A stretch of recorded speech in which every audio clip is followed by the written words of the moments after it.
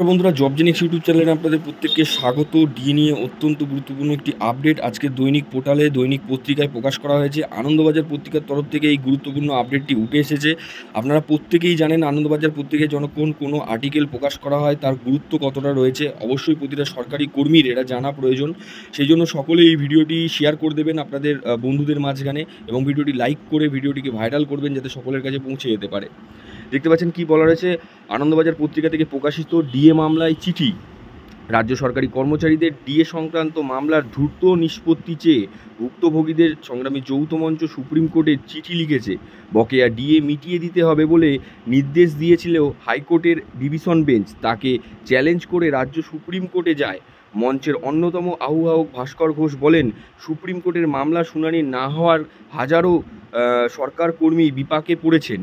সেক্ষেত্রে দেখতে পেলেন ভাস্কর ঘোষ কী জানিয়েছেন, সুপ্রিম কোর্টে মামলা নিষ্পত্তি না হওয়ায় হাজারো সরকারি কর্মী কিন্তু বিপাকে পড়েছেন। কথাটা কিন্তু যথার্থ এবং সত্য। এবং এই চিঠি এর আগে কিন্তু সুপ্রিম কোর্টের সংগ্রামী যৌথ মঞ্চের তরফ থেকে কোনোদিনই সুপ্রিম কোর্টে চিঠি পাঠানো হয়নি।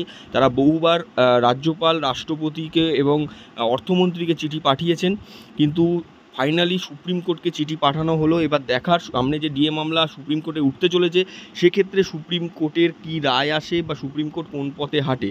এক্ষেত্রে দেখতে পাচ্ছেন চিঠিতে উল্লেখ করা হয়েছে যে হাইকোর্টের ডিভিশন বেঞ্চ কিন্তু ডিএ মামলা রাজ্য সরকারি কর্মীদের পক্ষে রায় দিয়েছিল, সে কথা কিন্তু উল্লেখ করা হয়েছে চিঠিতে।